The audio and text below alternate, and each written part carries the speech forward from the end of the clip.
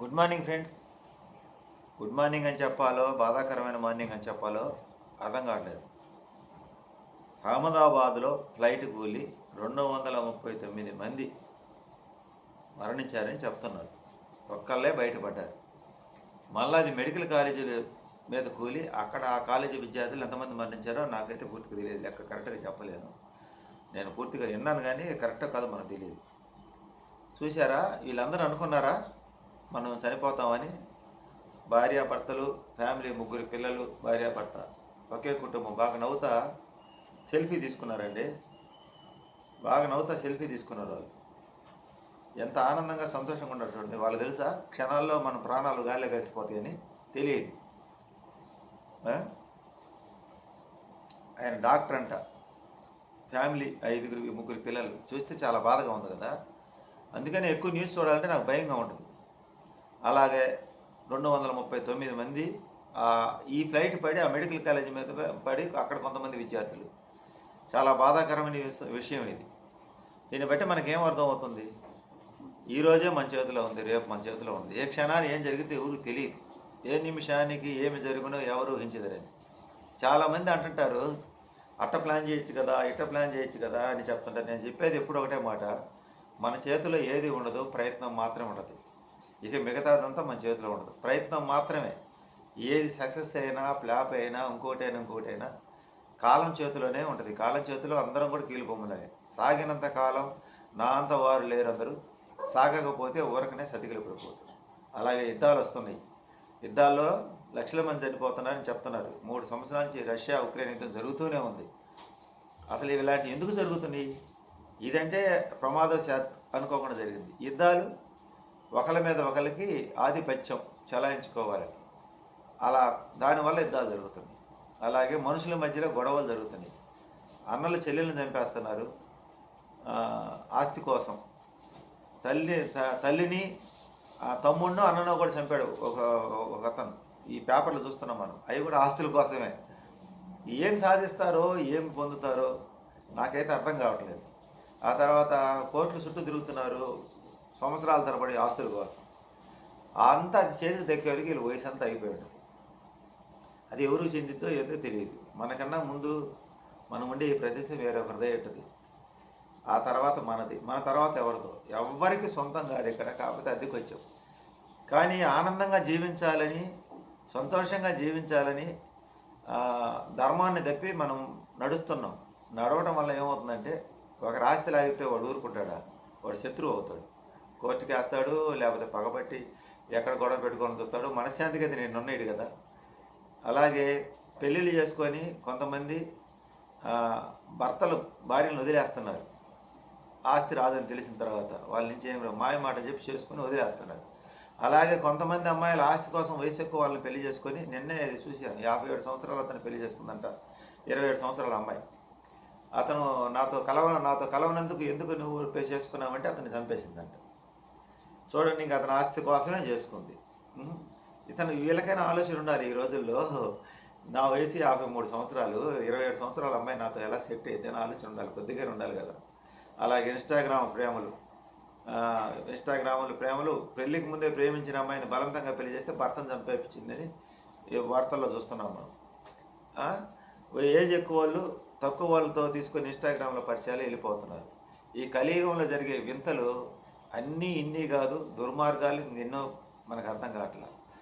మరి వీటిని కంట్రోల్ చేసే వాళ్ళు ఎవరన్నా ఉండారంటే ఎవరు లేరు. ఎందుకు లేరంటే ధర్మం గాడి తప్పింది. ధర్మం గాడి తప్పినప్పుడు ఇలాంటి ఏ సంఘటన జరుగుతుంది. ప్రకృతి వైపరీత్యాలు వస్తాయి, భూకంపాలు వస్తాయి, ఇలాంటి గొడవలన్నీ జరుగుతుంటాయి. బలంతాన పెళ్ళిళ్ళు చేసినప్పుడు అలాగే జరుగుతాయి. ఆ తర్వాత పెళ్ళిళ్ళు చేసుకొని ఎన్నో ఆశలు చూపించి పెళ్లి చేసుకున్న తర్వాత కూడా ఇలాంటివి జరుగుతుంది. ఇప్పుడు మగపిల్లకాయలకి పెళ్లి, ఇప్పుడు ఆడపిల్లల పెళ్ళిళ్ళే కాదండి, మగపిల్లకాయలు పెళ్లి చేయాలని కూడా తల్లిదండ్రులకి భయంగానే ఉంది. పూర్వం రోజుల్లో ఏంటంటే బంధువుల్లో అందరు తెలిసిన వాళ్ళకి ఇచ్చి చేసుకునే వాళ్ళు, మంచిగా విచారణ చేసుకొని ఏదైనా సమస్య ఇస్తే అందరు కలిసి కూర్చొని చర్చించేవాళ్ళు. ఇప్పుడు ఈగో ఈగో ఈగో ఈగో ఒకడికొకటి గొప్ప, నేను గొప్ప, నేను గొప్ప, నేను గొప్ప, నేను గొప్ప, డబ్బులో గొప్ప, ఆస్తిలో గొప్ప అని వాడు గొప్పలు పలకడం, సంపాదించుకున్నాడు. ఈ తక్కువవాడు వాడు ఎప్పుడైతే ఇటు సులకం చూశాడో వీడు వాడిని ఏదో ఒక విధంగా బాధ పెట్టే విధంగా మాట్లాడటం. ఇలా వాడు ఈయన అవమానిస్తున్నాడు, వీడు తిరిగి వాడిని అవమానిస్తున్నాడు. వేట సంపాదించే వాళ్ళు మాకు తెలుసులేదు. ఇలా ఎవరు ప్రశాంతంగా జీవించట డబ్బు చుట్టే ప్రపంచం తిరుగుతుంది. ఇంక మానవత్వం మంట కలిసిపోయింది. ధర్మం లేదు, న్యాయం లేదు, ఏది లేదు. అందుకే ఇలాంటి సంఘటనలు ఎక్కువ జరుగుతున్నాయి. మనకి ఈ ఇన్‌స్టాగ్రాములు, ఈ ఫేస్‌బుక్‌లు, ఈ టెక్నాలజీ, తెలివితేటలు, సాఫ్ట్‌వేర్ జాబులు, విదేశాల ఉద్యోగాలు ఇవన్నీ గూడా ఇయన్నీ ఎక్కువ ఎప్పుడైతే మనిషికైతే డబ్బు ఎక్కువ ఇచ్చిందో సమతుల్యం దెబ్బతినిపోయింది. అంటే ఒకడు చూడంగానే అన్‌ఎక్స్‌పెక్టెడ్‌గా కోటీశ్వరుడు అయిపోతున్నాడు. వాడు రాజకీయ బలం కావచ్చు, ఉద్యోగం తెలివితేటలతో ఉద్యోగం సంపాదించుకోవచ్చు. ఇక ఆ డబ్బుని ఎక్కడ దాచిపెట్టుకోవాలో అర్థం కాక వాడి కంటి చూపు మేర ఎంత దూరం భూమి కనపడితే అంత భూమి కొనేస్తున్నాడు. అసలు ఆ భూమికే పరిమితి చట్టం లేదు. డబ్బులకు మటుకు పరిమితి ఉంది బ్యాంకులు వేసుకున్న డబ్బులకి. కానీ ఈ డబ్బంతా తీసుకుపోయి ఎక్కడ పెడుతున్నారు? భూముల మీద పెడుతున్నారు, బంగారం మీద పెడుతున్నారు. వాటిని కంట్రోల్ చేయటం లేదు.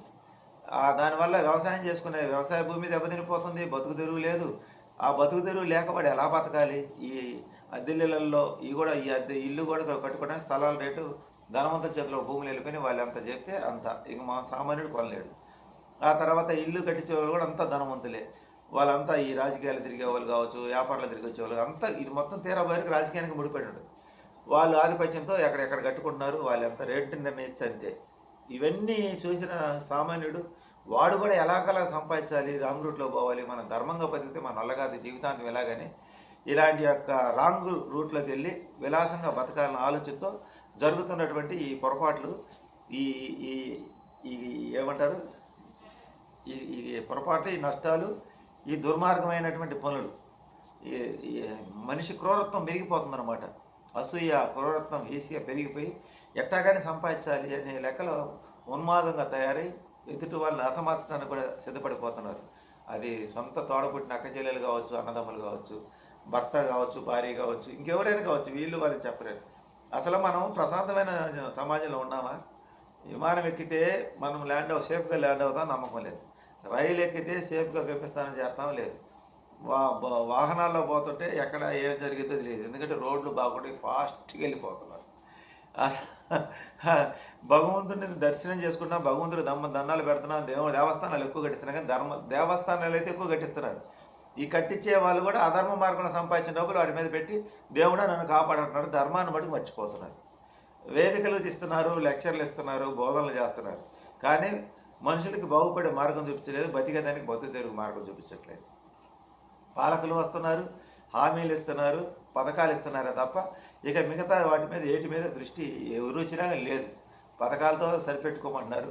అట్ట పథకాలు పట్టడం ఇట్ట పోయి మళ్ళీ ఖర్చు పెట్టుకోవడం. ఆ సెల్ ఫోన్లు కొనుక్కోవటమో, టీవీలు కొనుక్కోవటమో, లేకపోతే వాషింగ్ మిషన్లు కొనుక్కోవటమో, ఏసీలు కొనుక్కోవటమో, విలాసాలకి అంటే ఊరకు వచ్చిన డబ్బులు కదా అన్నట్టుగా చాలామంది ఇలా ప్రయత్నం చేస్తున్నారు. అసలు ఆ డబ్బులు చేతికి ఇవ్వటం అనేది కరెక్ట్ అయిన విషయం కాదు. ఎందుకంటే పిల్లల చదువుల కోసం ఇచ్చినా, గోదాని కోసం ఇచ్చినా వైద్యాన్ని ఫ్రీగా కరెక్ట్గా అందించగలిగితే ఈ సమస్యలు ఉండవు పూర్తిగా. ఇన్ని ప్రైవేట్ కాలేజీలు, ఈ ప్రైవేట్ స్కూళ్ళు ఇన్ని రావాల్సిన అవసరం ఉండదు.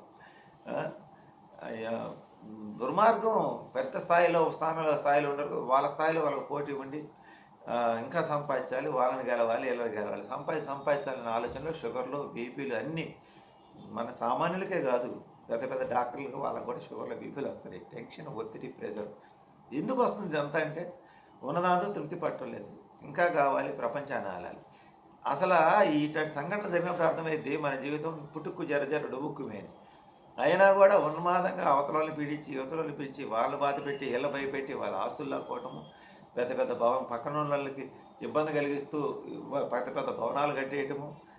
మనం భార్యాభర్త పిల్లలకు కావాల్సిందంతా ఎంత ఎంత ప్రశాంతంగా జీవించవచ్చు ఉన్నదాంతో ఆలోచన ఎవరికి లేదు. ఇంకా ఇంకా ఇంకా ఇంకా ఇంకా ఇంకా ఇంకా ఇంకా ఇంకా ఇంకా నేను ఒక ఫ్లైట్ ప్రమాదం కావచ్చు, ఒక పడవ ప్రమాదం కావచ్చు, ఒక సునామీ కావచ్చు, ఒక భూకంపం కావచ్చు, రైలు ప్రమాదం కావచ్చు.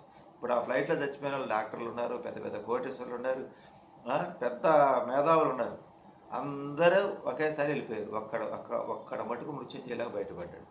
ఆ సంఘటన అతను ఒక్కడికి మాత్రమే ఆ ఫ్లైట్లో ఉన్న వాళ్ళు, ఆ యమదేవులు ఉన్నారు, అతని మీద దృష్టి పెట్టాల. దీన్ని బట్టి అర్థం చేసుకోండి, మనము అందరినీ ఇబ్బంది పెట్టి మనం బతికే ఒక బతికేనా? ఇలాంటి సంఘటనలు జరిగినప్పుడు అనిపిస్తుంది. అందరిని బాధ పెట్టి ఇలాంటి ఎన్ని జరగడానికి కారణం ఏంటంటే దేవుడిని దండం పెట్టుకుంటున్నారు కానీ మానవత్వాన్ని మరుస్తున్నారు. దేవస్థానాలు కట్టిస్తున్నారు. మనం అక్రమంగా సంపాదించిన దాంట్లో కొంత పెట్టుబడి పెట్టి దేవస్థానాలు కట్టించి అది కూడా పేరు కోసమే చేస్తున్నారు. కానీ దైవత్వంతో చేసే వాళ్ళ సంఖ్య తక్కువ. మనం చూసినట్టయితే ఇది ఈరోజు వీడియో. ఏది శాశ్వతం కాదు, అది చేయండి ఇది చేయండి అని నాకు సలహాలు చెప్తుంటారు చాలామంది. దానికి నేను చెప్పే ఆన్సర్ ఇదే, ఫస్ట్ నుంచి చెప్తుంది ఇదే. ఏది మన చేతిలో ఉండదు, మనం ప్రయత్నం మాత్రమే చేస్తుంటావు. ఫలితం పరమాత్మ చేతిలోనే ఉంటుంది. ఇక్కడ గొప్పవాడు, సామాన్యుడు, పేదవాడు, కాలం సమయం అయిపోయిన తర్వాత ఇక్కడ ఒక్క క్షణం కూడా ఉండరు. అది గుర్తుంచుకుంటే ఉన్నంతకాలం ప్రశాంతంగా ఆనందంగా జీవిస్తారు. నేను చెప్పేది అదే, సుబ్రహ్మణ్యం మాట. వింటే నచ్చితే పాటించండి, నచ్చకపోతే మీ ఇష్టం, నేనేం చేయలేను.